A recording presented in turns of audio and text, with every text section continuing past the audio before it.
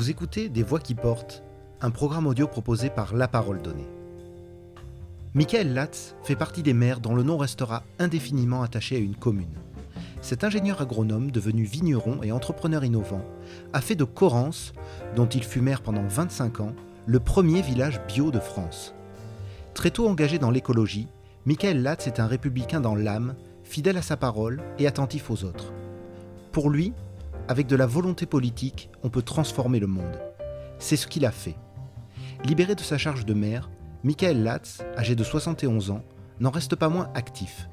Il y a un an, pour sauver la librairie Le Bateau Blanc à Brignoles, menacée de fermeture faute de repreneurs, il a eu la bonne idée de proposer de créer une coopérative dont il est aujourd'hui le président. Au cours de cet entretien, réalisé dans l'ambiance joyeusement feutrée du Bateau Blanc qui ne désemplit pas, Michael Latz est revenu sur le parcours mouvementé de sa famille, soumise au chaos et aux douleurs de l'histoire. Une enfance et une jeunesse qui ont forgé l'homme qu'il est devenu, très tôt engagé sur une voie jalonnée d'innombrables succès. Je suis né au Burundi, mais en fait en 51, et mes parents habitaient entre le Kivu et le Rwanda, là où il y a la guerre maintenant. J'ai été élevé à Goma, Bukavu et au Rwanda. Et en 60, j'y reviendrai tout à l'heure parce que j'ai refait le pont avec là-bas.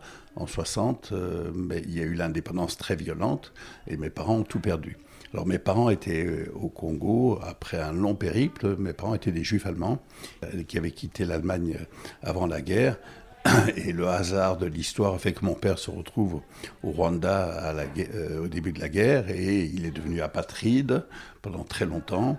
Parce que moi-même, je suis né apatride, et il est devenu belge dans les années 55-56.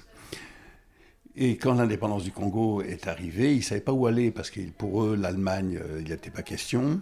La Belgique, ça ne leur parlait pas, et ils ne savaient pas où aller. Et mon père avait une cousine qui était née à Berlin, et qui avait passé la guerre au Sénégal, et s'était mariée à un juge français.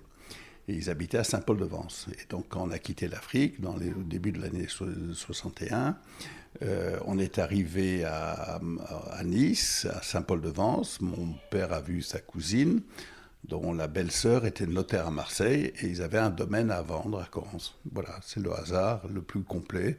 On devait aller soit en France, soit en Italie, soit en Amérique centrale, mais on ne savait pas où aller. Donc, c'est le hasard de la vie qui m'a amené à Correns.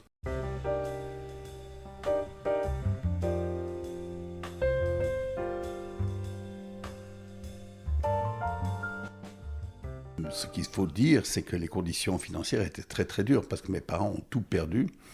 Et ma mère avait son frère qui était né en Allemagne aussi, qui avait quitté l'Allemagne, qui était en Argentine et qui avait commencé sa carrière en vendant des cacahuètes au bord de la route et était devenu le patron de la plus grosse boîte d'exportation de céréales d'Argentine à l'époque. Et il a prêté l'argent à mes parents pour qu'ils achètent le domaine. Et c'est comme ça que la vie a commencé à Correns, très très dur, parce que plus personne ne se souvient maintenant mais de la pauvreté de nos villages et de notre pays, parce que les vins ne se vendaient pas à l'époque. Et mon père, il a commencé le métier de viticulteur, il n'avait jamais vu une vigne. En Afrique, il faisait du café, il faisait du riz, il faisait du quinquina, il avait une grosse menuiserie, ma mère faisait du commerce, donc c'était un changement de monde qu'on a du mal à arriver. Et puis, il faut se rappeler que ces gens-là, ils avaient tout perdu avec l'Allemagne. Ils repèrent tout une deuxième fois à 55 ans et recommencent leur vie. Bon, mon père est décédé très rapidement après. Moi, j'avais à peine 20 ans quand il est décédé. Et j'ai aidé ma mère à reprendre le domaine. Mais je faisais mes études parce que je suis ingénieur agronome de formation. Et je faisais le vin, je faisais mes études, je faisais tout en même temps. Bon, j'ai toujours été habitué à faire beaucoup de choses en même temps. Ma mère vendait, elle, tant que bien que mal, etc. Alors, ce qui est important, parce que ça joue un rôle après, j'ai été un élève de René Dumont. René Dumont qui, dans les années 74, s'était présenté à la présidentielle, qui était prof à l'agro. et qui avait un pull rouge et qui, devant toute la France, avait bu un verre d'eau en disant vos enfants ne boiront pas. Et moi, ne boiront pas de l'eau si propre. Et j'ai été très influencé par cet homme qui était un homme hors du commun. Il a dit beaucoup de bêtises, mais il a dit beaucoup de choses vraies bien avant tout le monde.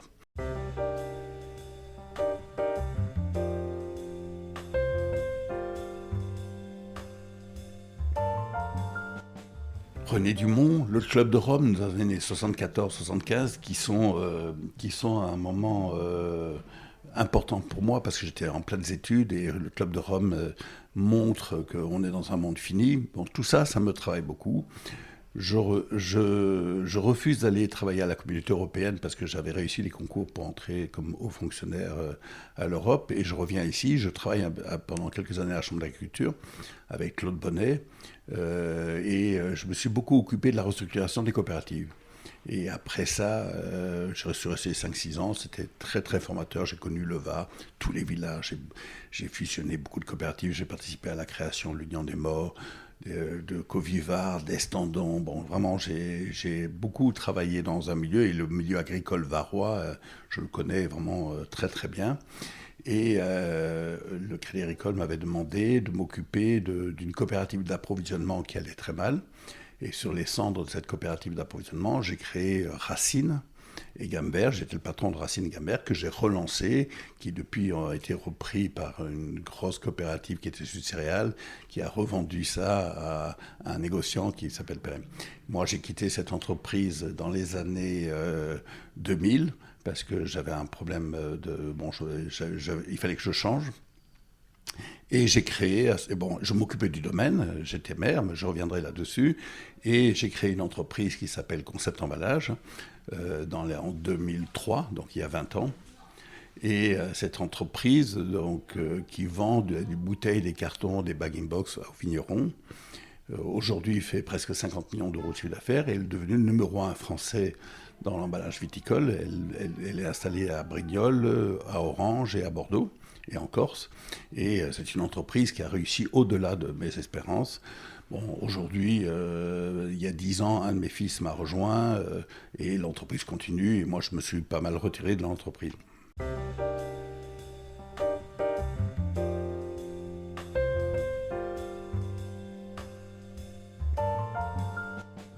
J'ai été élu adjoint au maire en 1983. Il y avait un maire à Grance qui s'appelait M. Solner, qui était un gentil monsieur. Et j'ai été 2 fois adjoint au maire. Bon, à la fin, ça allait pas assez vite. Donc, quand je me suis présenté à la mairie en 1995, donc j'ai été élu avec un premier adjoint qui était le vice-président de la coopérative. Et j'ai dit aux agriculteurs de mon village, Corrence, c'est un peu particulier parce qu'on ne passe pas à Corrence, on y va. Hein, et donc, je suis allé voir les coopérateurs de la coopérative.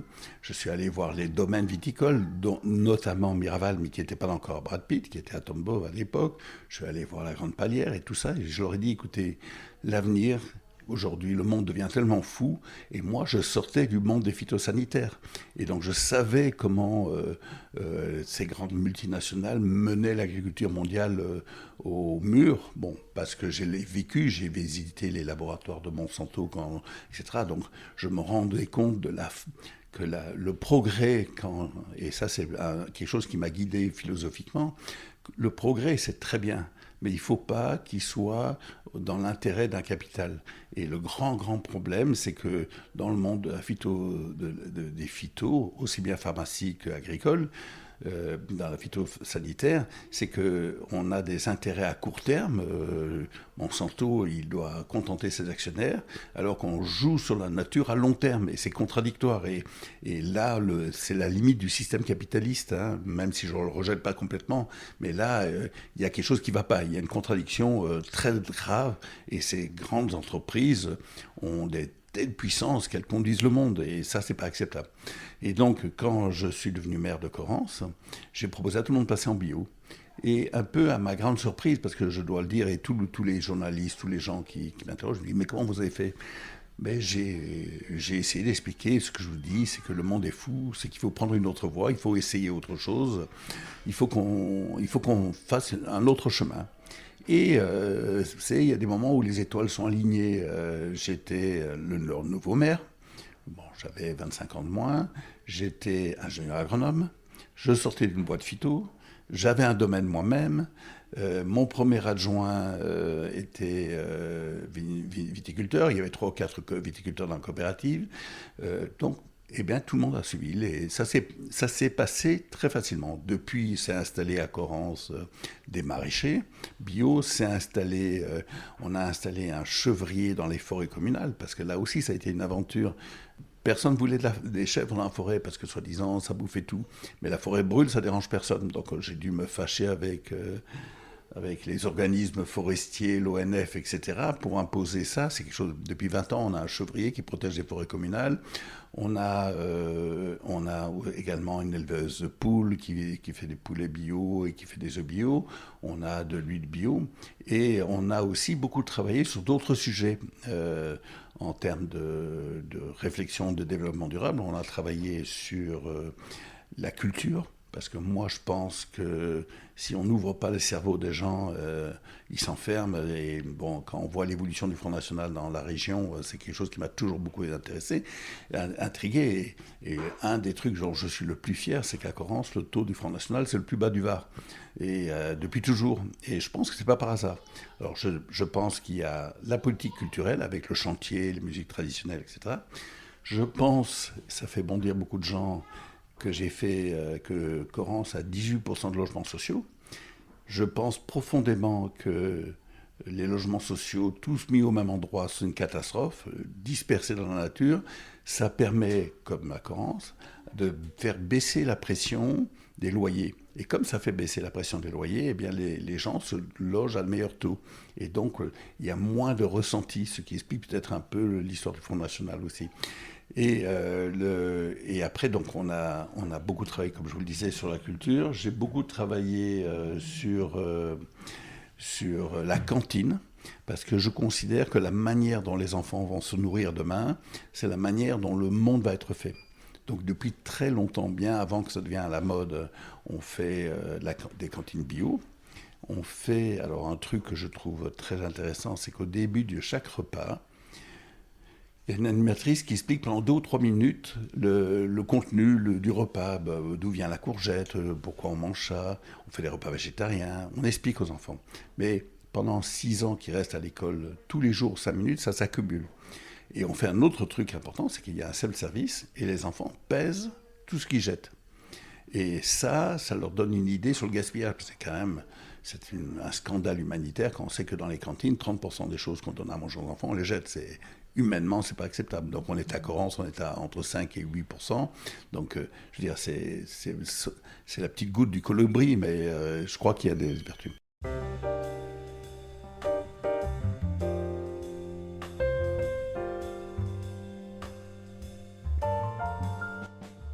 Après, ce qu'on a fait intéressant, alors ça c'est lié à mon histoire du Congo, j'ai rencontré par hasard quelqu'un de Goma lors d'une conférence que j'ai faite à Marseille.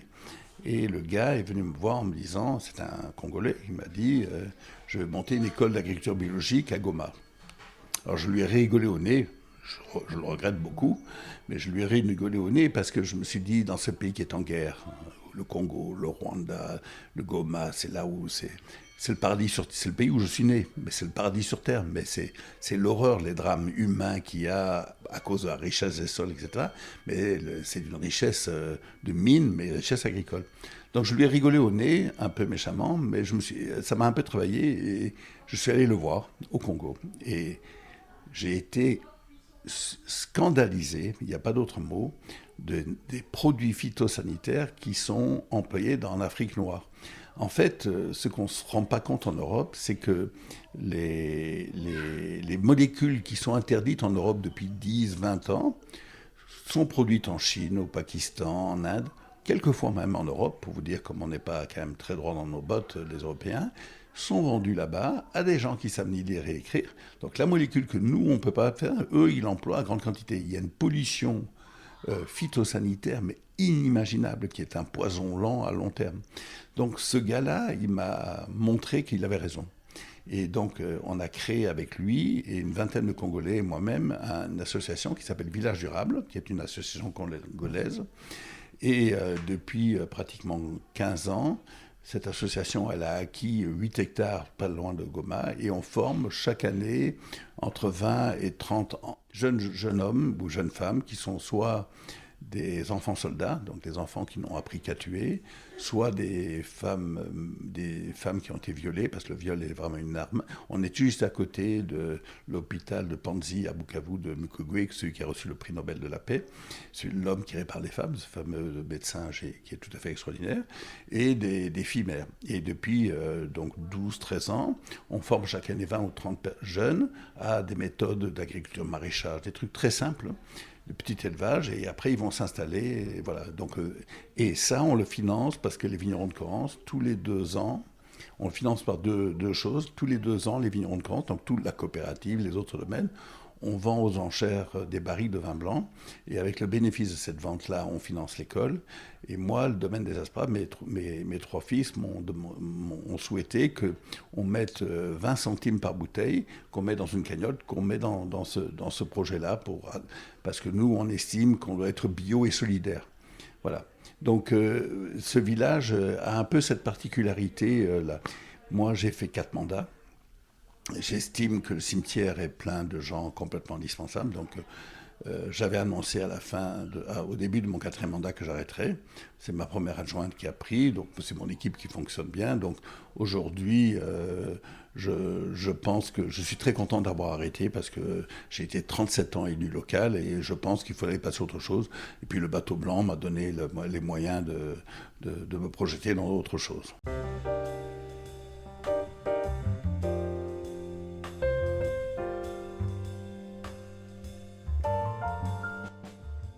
Moi, je pousse tout le monde à s'alimenter le plus bio possible. Surtout en fruits, légumes et céréales. Parce que manger moins de viande, etc. Donc, je pense que lorsqu'on raisonne d'une manière intelligente son alimentation et qu'on le fait en bio, on ne dépense pas beaucoup plus d'argent que le truc parce qu'il faut apprendre à manger moins de viande, plus de pois chiches, des trucs comme ça, etc. Et je pense que l'agriculture bio est la solution pour l'humanité. Il y a un rapport de la FAO qui est sorti en 2007 qui montre que l'agriculture biologique est la solution. Parce que, si vous voulez, vous prenez le cas de la France pour bien illustrer. Le drame de la France, c'est que tous les ports sont en Bretagne, la céréale est en Beauce, donc il n'y a pas de matière organique. Une agriculture bio qui ferait de la polyculture partout en France résoudrait premièrement le problème d'emploi, des problèmes de pollution, et elle produirait de la nourriture de qualité pour tout le monde. Et en plus de ça, elle ne ruinerait pas les sols, parce que le grand drame aujourd'hui, c'est la manière dont les sols sont ruinés.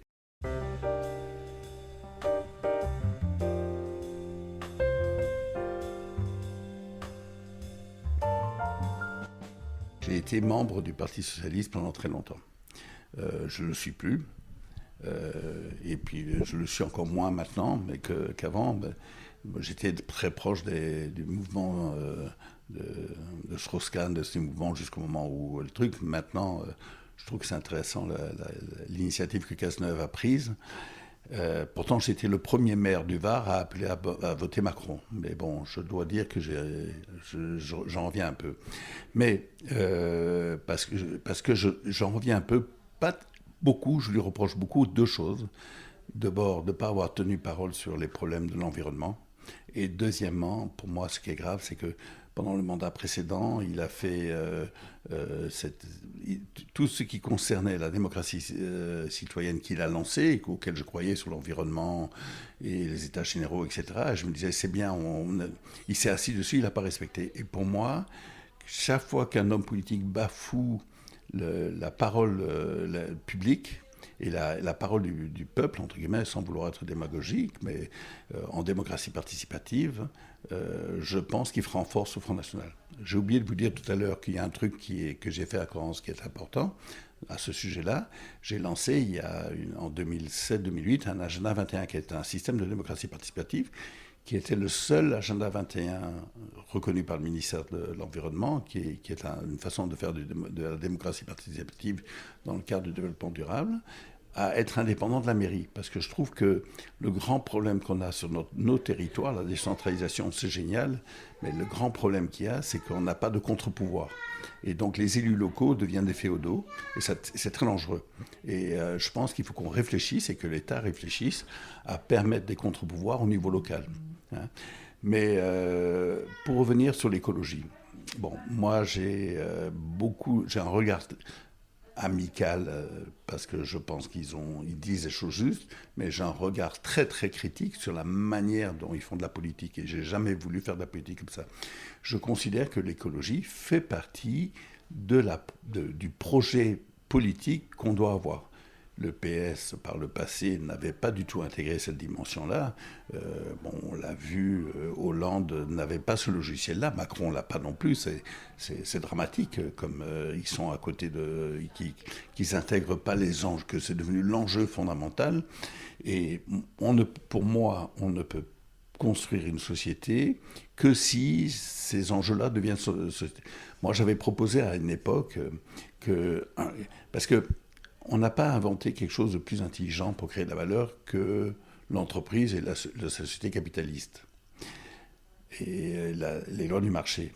Mais le problème, c'est que moi, je considère que ça, si on dit ça, il faut dire immédiatement quelque chose d'autre que les libéraux ne disent pas, c'est que la République est au-dessus des lois du marché. C'est-à-dire que moi, je suis pour que la République soit forte et que c'est elle qui impose les règles du marché, et que ce ne soient pas les règles du marché qui imposent la vie des hommes.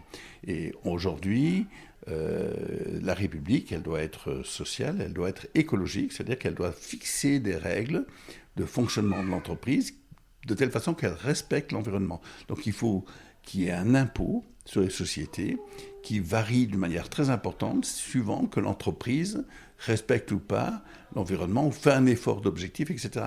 Et à partir du moment où l'impôt sur les sociétés sera variable en fonction des objectifs constants, le chef d'entreprise, il va intégrer l'environnement comme l'un des éléments de sa productivité et de son résultat net. Comme il faut bien employer le personnel, comme il faut bien employer les investissements, eh bien le chef d'entreprise qui se dit si je paye 25% d'impôts de moins si j'atteins tel objectif, il va le faire. Et c'est là où la République a son rôle à jouer au sens noble du mot.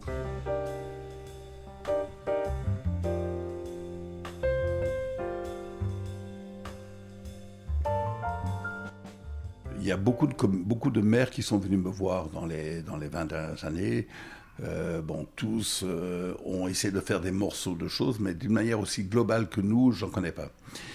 Moi, j'ai participé, parce qu'en Italie, il y a une association qui s'appelle Citadel Bio, et qui était animée par le mouvement autour de Milan, Turin, et des gens très intéressants, où là, les communes avaient un objectif de développer l'agriculture biologique dans la cantine biologique et les marchés bio locaux. Et donc, elles sont très nombreuses en Italie, mais l'Italie défend beaucoup mieux son agriculture locale et familiale, etc. Et moi, le Coran, c'était la seule commune française qui a cité à Citadel Bio. Et j'ai participé, j'ai fait beaucoup de voyages dans différents pays d'Europe. J'ai été à Copenhague, j'ai été à Bruxelles, à Berlin, etc., pour rencontrer des élus. Et on a créé l'association des villes bio-européennes, dont je suis membre fondateur. L'acte a été créé à Paris parce que ce qu'on sait très peu, c'est que Delanoë et le maire actuel de Paris ont, par exemple au niveau des cantines, il y avait à l'époque à peu près 35 millions de repas de cantines par an sur Paris, dont presque la moitié était en bio. Donc Paris a beaucoup fait là-dessus avec des contrats sur la ceinture verte de Paris pour direct, et notamment des contrats avec des agriculteurs autour des sources de Paris pour pas polluer. Et on a beaucoup travaillé avec des élus de Paris. Moi, je suis allé souvent au Parlement européen, ça c'est très peu ici, pour modifier les lois des appels d'offres des cantines et pour essayer de faire en sorte qu'on intègre beaucoup plus fortement toute la dimension développement durable dans les cantines et dans les villes. Donc on a créé cette association. Bon, maintenant j'y suis plus parce que je suis plus élu, mais qui était intéressant et dans laquelle il y a des villes comme Vienne, comme Copenhague, comme Berlin, etc. Moi je suis allé, j'ai été invité par l'association des maires d'Allemagne à Berlin à aller présenter la démarche de Corrence. Donc je veux dire, j'ai pas mal voyagé là-dessus.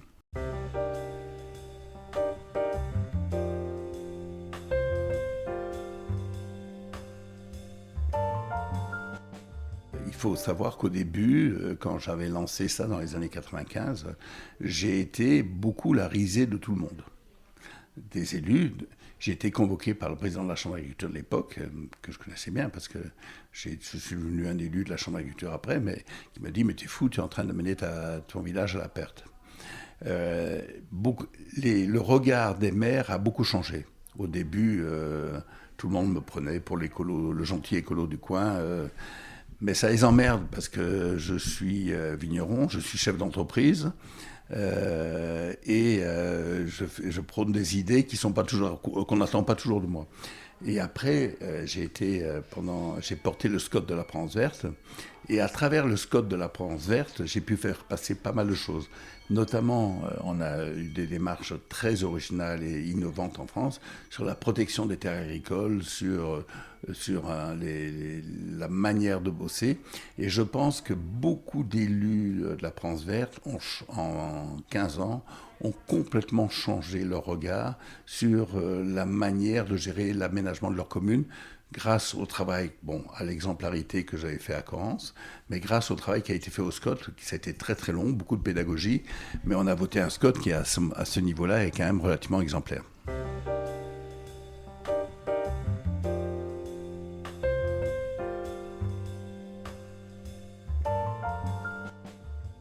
Entre le moment le début où j'étais maire et la fin, c'est deux métiers différents. L'intercommunalité. Alors j'ai toujours été un fervent partisan de l'intercommunalité j'ai été un militant de la création de la Provence verte. J'en ai été président pendant 6 ans. On a fait le SCOT, on a fait beaucoup je me suis occupé du développement économique de Nicopolis. Donc je crois beaucoup à l'intercommunalité. Je suis quand même très critique. Je suis très critique parce que si je regarde la Provence verte, en dehors des postes qui ont été transférés, de la petite enfance, etc., de vrais postes nouveaux, on doit avoir créé 100 à 150 postes nouveaux. Je ne suis pas persuadé de la valeur ajoutée de ces postes. Alors je ne devrais pas dire parce que j'ai participé à ça, mais je pense qu'on a un problème parce que je n'ai pas de solution. C'est une critique et pas de critique. Pour moi, l'élément fondamental, la beauté de la démocratie en France, c'est les villages et les villes.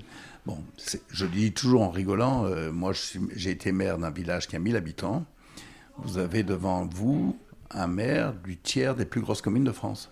Il y a 36 000 communes en France, il y en a 24 000 qui ont moins de 1000 habitants. C'est colossal. Je peux comprendre que dans des communes de 300, 400 habitants, la tentation de fusionner les communes existe. Mais il faut savoir s'arrêter. Alors, où est le bon point? Je ne sais pas. Je comprends quand vous prenez le Var, c'est un problème qui ne se pose pas trop dans le Var. Le Var, c'est 1 million d'habitants, c'est 153 communes. Vous allez dans le Lot, vous avez 200 000 habitants, vous avez 450 communes. C'est pas possible. Je comprends que le préfet, il pète les câbles. Maintenant, l'intercommunalité est la réponse à ça. La vraie démocratie, c'est le maire et son conseil municipal et la population. Ça, à mon avis, il faut surtout pas y toucher. Maintenant, il faut faire très attention que les intercommunalités ne coupent pas l'organe décisionnel, parce que vous prenez la Provence verte, la loi de la Provence verte, c'est un budget de 50-60 millions d'euros, c'est très très puissant, par rapport aux communes, ça ne représente plus rien, d'accord? Il faut qu'on fasse gaffe là, il faut faire... Et pour moi, ce qui est le plus dangereux, c'est qu'il n'y a pas de contre-pouvoir, c'est-à-dire que le président de l'AGLO n'a pas de contre-pouvoir, parce que c'est une élection au second degré. Il se met tous les maires dans la poche. En général, ça ne fonctionne pas consensus, et c'est bien. Mais il n'y a pas de contre-pouvoir. L'État a lancé les conseils de développement, etc. Les élus s'en méfient beaucoup. Je pense qu'ils ont tort. Et il faudrait que la loi donne du pouvoir aux citoyens pour avoir, alors c'est pas pour contester, parce que mon truc c'est pas contester, mais pour pouvoir donner des avis sur des projets. Je veux dire, on est resté dans nos têtes d'élus, on est élus pendant 6 ans, on n'a pas des comptes à rendre. La population ne peut plus réagir comme ça. On est à une période d'internet, de télé, où l'information va extrêmement vite. Et on ne peut pas considérer que pendant 6 ans, on est élu, etc. Alors, le grand problème, je l'ai vécu, c'est que un élu, il ne peut pas toujours avoir raison. Et puis un élu, pour qu'il soit intelligent, il faut qu'il écoute les autres bruits. Et à un moment, quand il a écouté les autres avis, les autres bruits, il prend sa décision. Là, il est dans son rôle. Mais il ne faut pas qu'il soit autiste. Et il faut qu'il donne la structure, qu'il construise la structure pour pouvoir entendre les choses d'ailleurs. Et ça, c'est quelque chose qui n'est pas naturel chez les élus, et c'est un peu dramatique, je considère. Donc je considère qu'il faut qu'on ait des conseils de développement pour faire participer les gens qui ont envie de participer, pour donner des avis. Moi, je me rappelle, quand on a aménagé le centre de village, j'ai pris le dossier du cabinet d'études, je l'ai donné à l'agenda 21, ils m'ont remis des choses. Il y a des choses intelligentes, des choses moins intelligentes, mais ça nous a permis. Ça veut dire que ça nous a permis de voir que si on allait dans un mur, on peut décider d'y aller. Mais s'il y a des gens qui nous le disent et qu'on peut l'éviter, ça vaut la peine de le faire. Donc, je considère qu'il faut expliquer aux gens qui ne sont pas élus que leur rôle, c'est pas de décider, c'est de donner un avis. Et c'est pas toujours simple de donner un avis et de savoir s'arrêter là. Et il faut dire à l'élu, c'est pas parce que tu es élu que tu es intelligent et que les autres sont cons et que tu ne dois pas les écouter. Bon, il y a un équilibre là qui n'est pas naturel, surtout en Provence.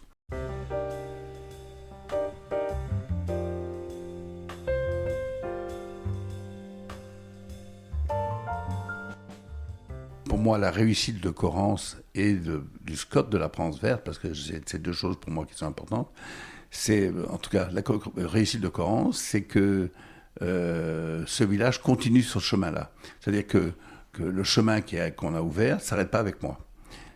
Ça en prend le chemin. La maire, l'équipe actuelle, le président de la coopérative, etc. Tout le monde est dans ce format et avance dans ce sens-là, avec plus ou moins de bonheur, etc. Mais, et pour moi, je dis toujours, j'espère pouvoir encore vivre 10-15 ans et de pouvoir être fier que Correns soit toujours la première commune et que ce soit innovante. D'accord ? Ça me fait. Après, je dirais que je suis serein du travail qui est fait et que j'ai envie de continuer par ce que je fais avec vous là maintenant, mais de faire des conférences et d'expliquer aux gens qu'avec de la volonté politique, on peut transformer le monde. Le gros problème des élus, pour moi, c'est qu'un élu, c'est pas quelqu'un qui gère un budget. Ça, c'est très bien. N'importe quel âne est capable de faire 2 colonnes et de savoir qu'il y a une colonne qui doit être en dessous de l'autre. Et il y a assez de directeurs financiers, etc. Un élu, comme un chef d'entreprise, c'est quelqu'un qui doit donner le sens. C'est-à-dire, on va vers là. Alors, peu importe, mais on va vers là. C'est la direction qu'on va. Voilà pourquoi on fait ça. Pourquoi il y a une cohérence dans la politique, etc. Et ça, c'est la raison pour laquelle il faut être élu. Et ça, à mon avis, malheureusement, il n'y a pas beaucoup d'élus qui sont capables de donner un sens à leur commune, comme malheureusement, il n'y a pas suffisamment de chefs d'entreprise qui le font. Et à mon avis, il n'y a pas suffisamment de chefs d'entreprise qui viennent au sens noble du mot, qui viennent dans les instances communales expliquer aux gens que gérer, c'est donner un sens, c'est donner une envie des gens d'aller quelque part. Et c'est ça qui est important, me semble-t-il.